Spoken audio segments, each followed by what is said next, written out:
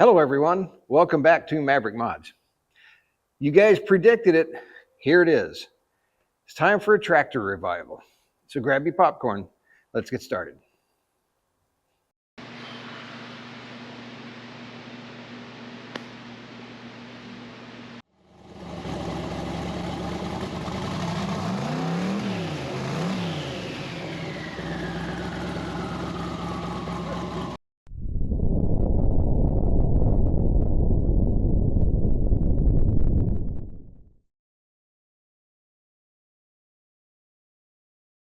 You know, I'm pretty sure it's a law somewhere.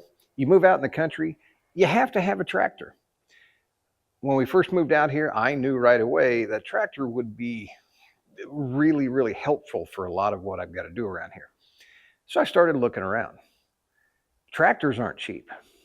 New ones, that's for sure. Gently used tractors are still not cheap. Well-used tractors, although some of them might be cheap, there's a reason for that. While I was trying to figure out the best way to go here, turns out that my neighbors up the street, well, they've got a tractor.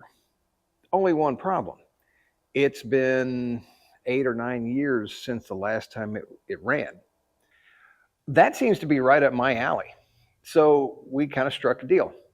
I'll get it running, and in exchange, I get to use it when I need it. Perfect. Only thing is, I got to get it running. Let's take a look real quick and see what I'm working with here. First thing you'll notice is it's sitting inside the shop instead of out in the field. Originally, it was out in the field. We drug it over to the shop the other day. After my initial look at it, there's way too many things that need to be worked on to really realistically do this out in the middle of a field being eaten by bugs and running through poison ivy and poison oak. That just didn't appeal to me. When we figured out that the steering wasn't working, kind of figured at that point, there's no sense in trying to keep working on this in the field. May as well just get over to the shop. That took quite a bit of doing just to get it over to the shop, but it's here. So first thing let's do, let's take a look at what we've got and, well, try and figure out what we got, because there's kind of a couple of question marks here. Now, I'm not a real old tractor guru, so I had to use the interwebs to kind of start figuring things out. First things first, according to the emblem up here, it is a Ford. Question is, which one? Back in the, I don't know, whenever it was, 30s, 40s, Ford made a model called an 8N. This is not an 8N. It doesn't look like anything like on the pictures. They then made a model 9N. Again, this does not look like a 9N. However, in the probably late 50s, they came out with a model 501. It looks like this. And what really triggered me, there's a couple of websites out there, and one I really relied on, I think is called oldfordtractors.com, amazingly enough. And the symbol on the cowl here is actually very unique to those models. So that got me down that path. Problem is, my troubles weren't over. The guys that own the tractor inherited it from their, or, he inherited it from his father. Doesn't know much about it, which is okay. There's no paperwork on it. Okay, no worries. Back to websites like oldtractor.com, oldfordtractors.com, or whatever it was, to the rescue, so I thought.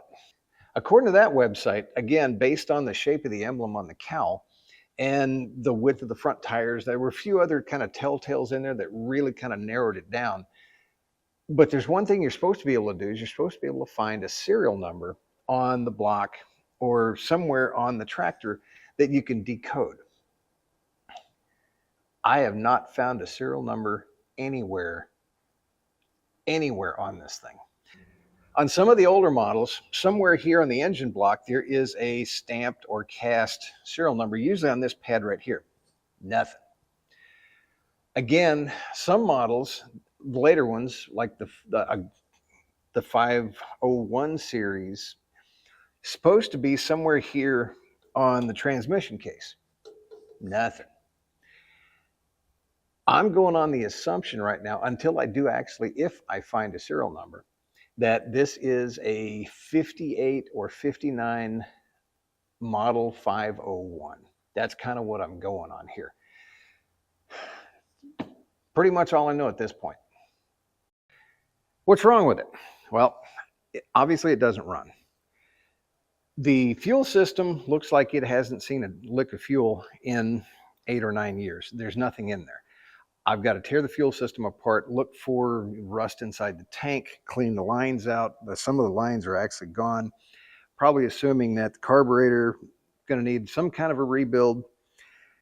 I was able to spin the motor over, so I know it's not locked up. That's great. When it was still out in the field, I did charge the battery up and the starter motor spins over. Unfortunately, the starter motor does not spin the motor over. You know, you hit the key and you just get this grinding sound. So I've got to work on that, because if I can't spin the motor over, then nothing else matters at this point. Once I can get the starter to actually turn the motor over, then we can look for ignition, fuel, air, and we should have a running tractor. Once it's running though, then we've got a couple of other things to address. Biggie is the steering. Absolutely, it does not steer at all. I did jack the frame up, got the front wheels off the ground. By hand, you can actually turn the front wheels mostly to the right, back to center, will not turn to the left at all. It just locks up. Chances are I'm gonna have to pull the steering gearbox off and find out what's wrong in there. Let's start with the basics. I'm gonna get the battery out, get that on the charger. I'm gonna get the fuel tank out, get this cover top piece, whatever it is, off, because that's got to come off in order to get to the gearbox. So let's get those off and see what we're working with. These batteries come out pretty easy, especially when it's held in with a bungee cord. And at this point, it just starts sliding it out. This would be the negative cable. Come up here.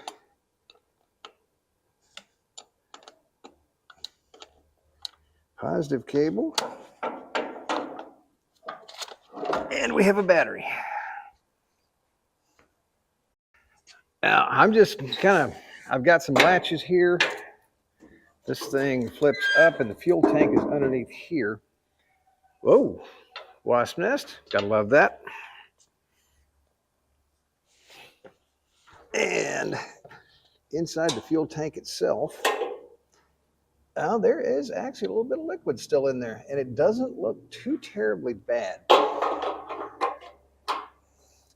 I am going to have to get this cover off though, because I do know for a fact I've got to take the steering gearbox out. And it might make things a little bit easier to get to in here when I start dealing with wiring and things like that. So let me go ahead and see what it takes to get this cover off, or this cowl, or whatever you want to call it. We'll get the fuel tank out, get it cleaned out, and go from there.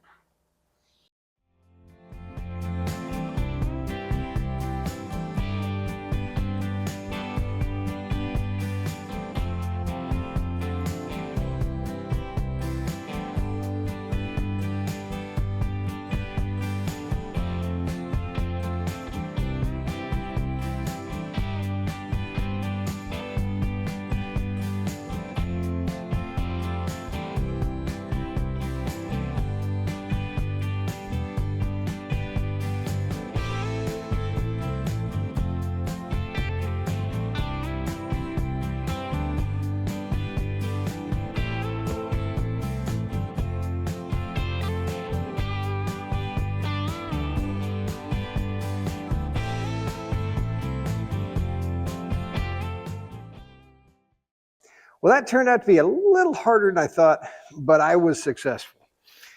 Fuel tank is free. And now I got to figure out how to get it and me down from here.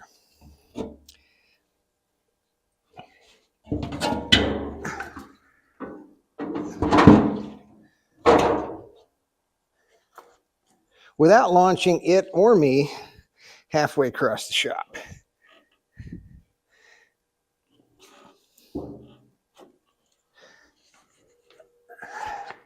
There we go. Okay. All right. Now we'll go and clean this. Go and clean this out. Move on to step 2, step 3, whatever step I'm on.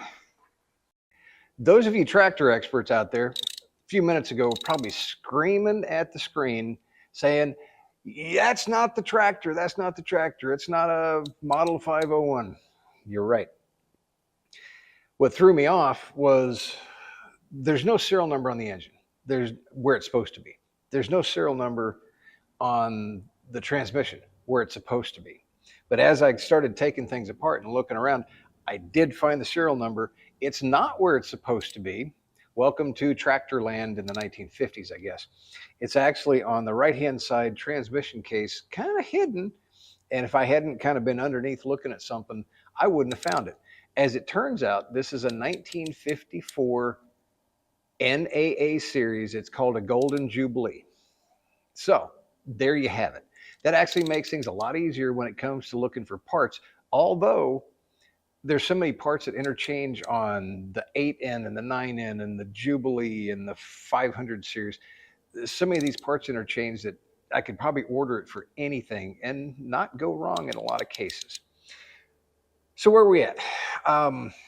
Let's pull the spark plugs, take a look in the cylinders, maybe put some penetrating oil in there just to say we did, and see what happens. Let's start off with that.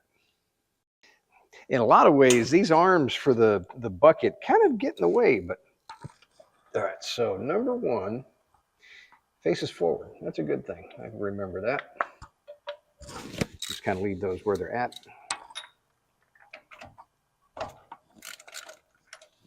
2, so we're going counterclockwise. 1, 2. Leave that there. 3 will be here. So the firing order is 1, 2, 4, 3. I'll try and write that down somewhere and then I'll forget it. So I'm just going to leave the spark plugs where they're supposed to go. We'll get the rest of these plugs.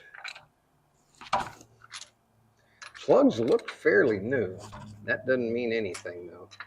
Again, this thing hasn't run in, well, 10 plus years, 10 years, 8 plus, something like that. Hadn't run in a long time. We'll go ahead and get the plugs out. I am going to throw my bore scope in and take a quick peek at the cylinders. Kind of see what they look like. Might be kind of important. 1, 2, 3, and 4.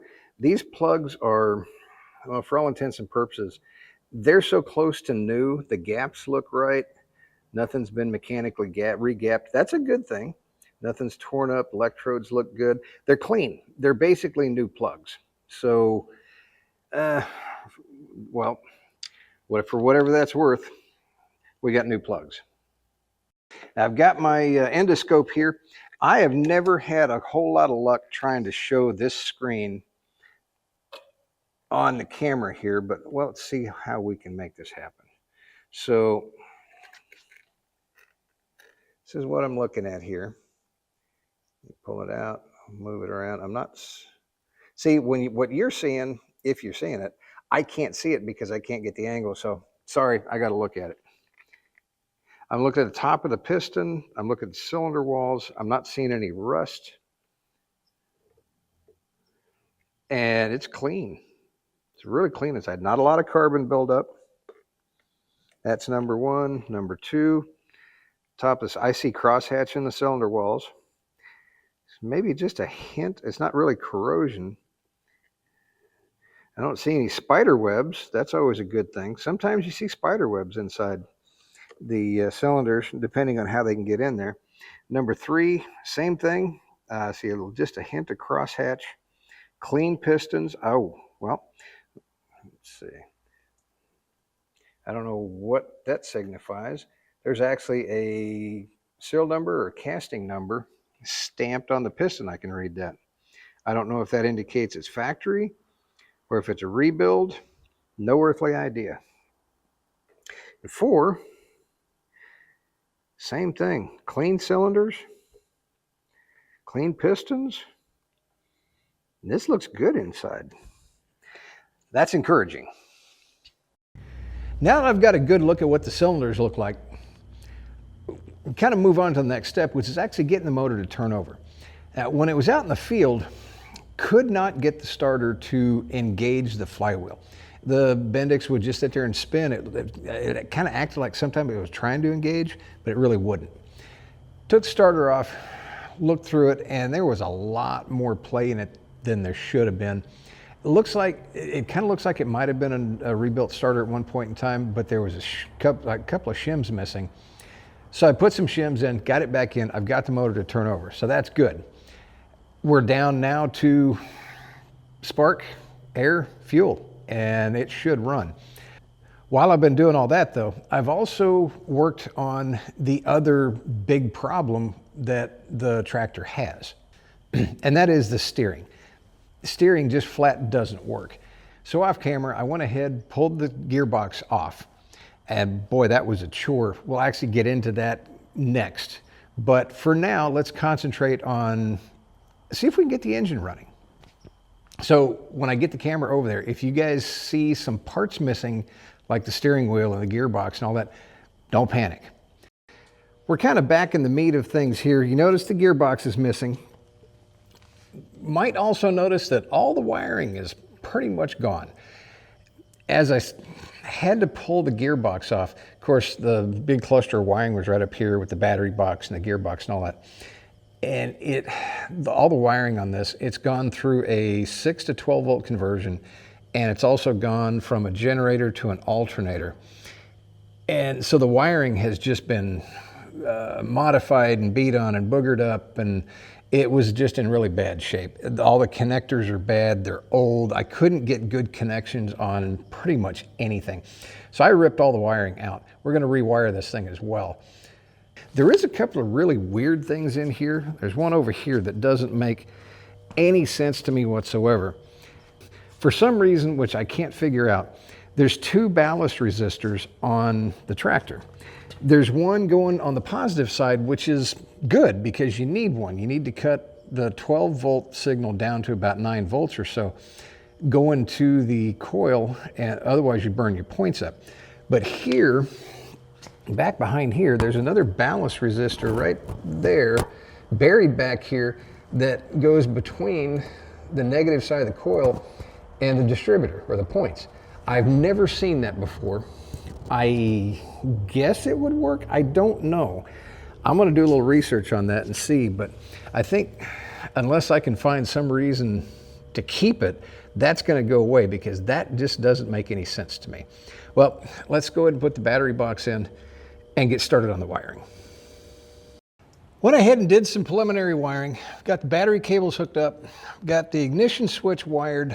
Again, it's temporary because, let me show it to you here. I've literally got it clamped to the bar up here. That goes on the little cover that goes on the steering wheel, so I can't really finalize that until I get the steering system back in. But I've got power, ignition is the yellow, and blue is the starter. Everything's hooked up. It does turn over, and that's a good thing. I'm going to test for spark. I've gone through the ignition system, checked the distributor, I checked the rotor distributor cap wires. Coil is good, check that. Let's go ahead and pop a spark plug boot off. And I don't know if you'll be able to see this or not, but we're going to try it. So we're checking for spark. Power. We got spark. All right, so engine turns over, we got spark. Now let's see if I can get some fuel to this. Just for giggles, before I hook up any kind of fuel system, temporarily, I just want to see if this thing will bark over. It's a little starting fluid, not going to hurt it for the few seconds. I'm going to just crank it.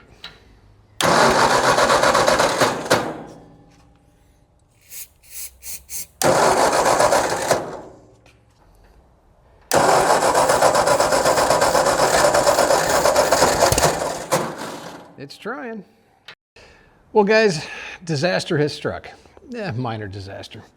In the process of cranking it over, working on the fuel system,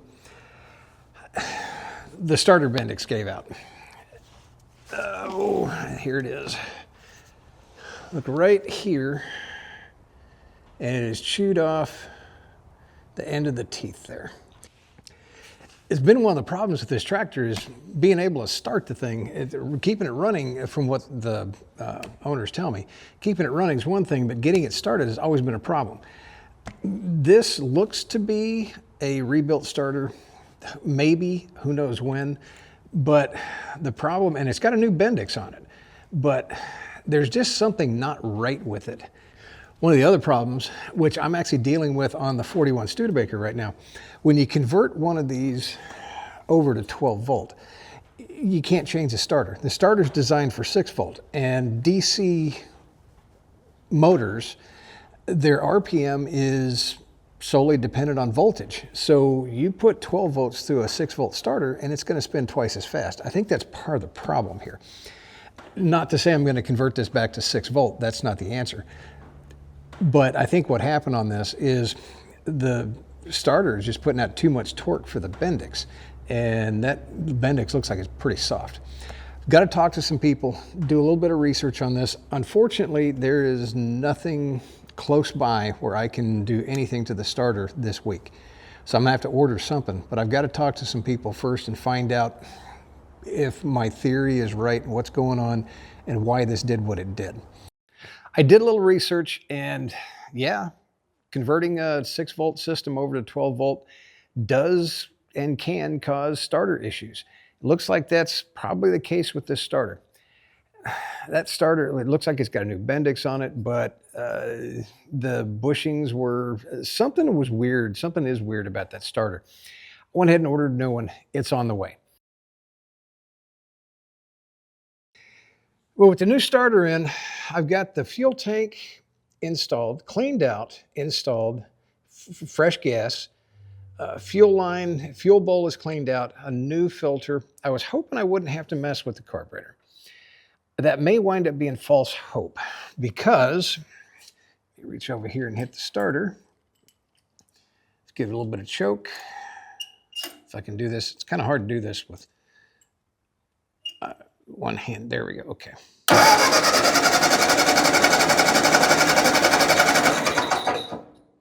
I'm just not getting any sign of firing.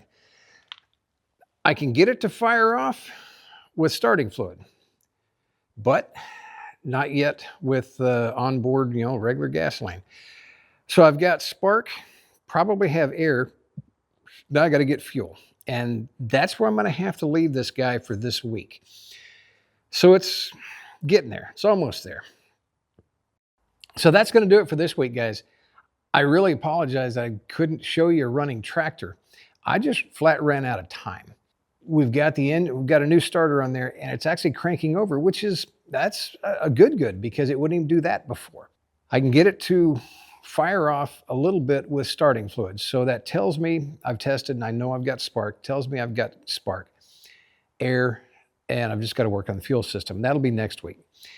Like I said, it's already late Friday night. I've got to finish this video and get it out to you guys tomorrow, because I'm just, like I said a few weeks ago, we're kind of been really busy the last couple of weeks. I've got to go pick up a new trailer tomorrow, and we've got a new mower I've got to get going, and everything's turning green around here. Things are happening. It's springtime, and it's time to wake back up from the winter slumber. I certainly appreciate everybody tuning in every week, watching my trials, tribulations, my successes, and like today, sometimes kind of a failure. We'll see you guys next week. Everybody, have a great day.